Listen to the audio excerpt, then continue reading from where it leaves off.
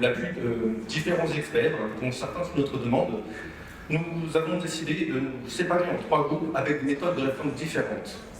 Le récit, Osons et la vie décarbonée. Le groupe Osons, qui s'appelait au départ la transgression, en fait, qui essayait toujours de trouver des démarches, des principes. C'est sortir du cadre, en fait, parce qu'aujourd'hui, on se rend compte que par habitude, par réglementation, par culture, eh bien, on est formaté. Donc, on fait un certain nombre de choses un peu tous pareils, sans trop se poser la question du pourquoi. Alors, effectivement, ce groupe Osons, il résulte du constat partagé par toutes et tous. On est au courant des causes, des conséquences du dérèglement climatique. On a eu d'innombrables scientifiques qui ont documenté la question, qui ont préconisé des actions concrètes à mettre en œuvre dès maintenant. On pense que pour prendre ce virage écologique, il est temps d'être audacieux et vous l'avez bien dit tout à l'heure, monsieur le maire, pourquoi pas transgressif. Dans notre travail, on a imaginé de nouveaux modes de faire pour la mairie. Des nouveaux modes de faire peut-être plus créatifs, alternatifs, qui s'émancipent s'il faut des freins de l'administration si elle n'aide pas et qui peuvent aussi mettre en jeu une popularité pour l'équipe municipale. Il y avait un groupe récit qui avait en charge en fait, d'imaginer à travers des récits la vie en 2040. L'objectif, c'était un peu de repartir à la base, de dire quel est le récit actuel quand on parle de changement climatique, qu'est-ce qui est en place, qu'est-ce qui est utilisé par les différents médias, et essayer de déconstruire un petit peu ce récit et de créer un nouveau récit qui serait, lui, peut-être plus désirable pour entraîner un maximum de gens. L'idée de créer des récits à la première personne de plein de Bordelais et Bordelaises qui vivent dans le monde de demain et qui se souviennent du monde d'hier et qui mettent en lumière tout ce qu'ils ont perdu et tout ce qu'ils ont retrouvé. Et enfin, il y avait le groupe Ma vie décarbonée, qui s'attachait à essayer de chercher des solutions concrètes pour imaginer un Bordeaux demain décarboné. Ça décline beaucoup de choses, avec tout un tas de co-bénéfices que sont la santé, le bien-être, la rencontre entre des gens qui ne se connaissent pas. Forcément, à ça, on a tous des attentes différentes.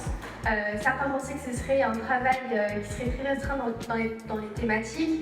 D'autres, au contraire, craignaient cette liberté totale dans les thématiques à aborder.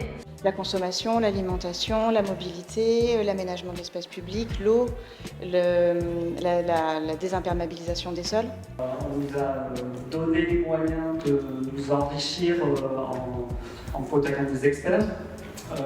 On a réfléchi collectivement et on est arrivé à partager un avis, à émettre un avis partagé par tous.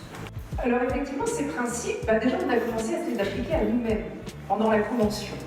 Ce qu'on a mis en place dans notre avis, premier principe, c'était déjà de faire et de profiter ensemble.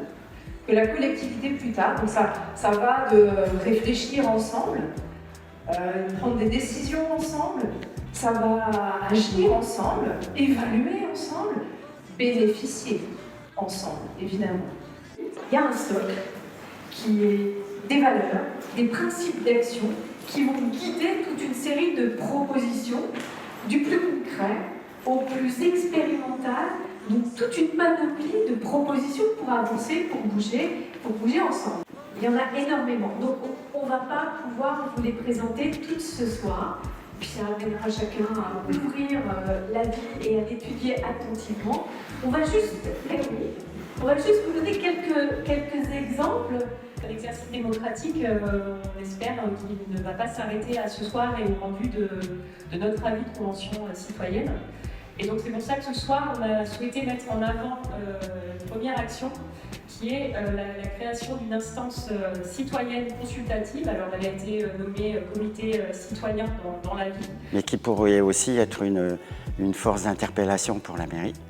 C'est-à-dire que les citoyens auraient un droit de question au niveau de l'équipe municipale et l'équipe municipale aurait une obligation de réponse. Je compte beaucoup sur les ateliers d'atterrissage pour confronter nos envies de citoyens pas spécialistes avec l'expertise des élus et puis des services de la mairie pour trouver comment on met ça en application et comment on accélère, parce que je sais qu'ils le font déjà.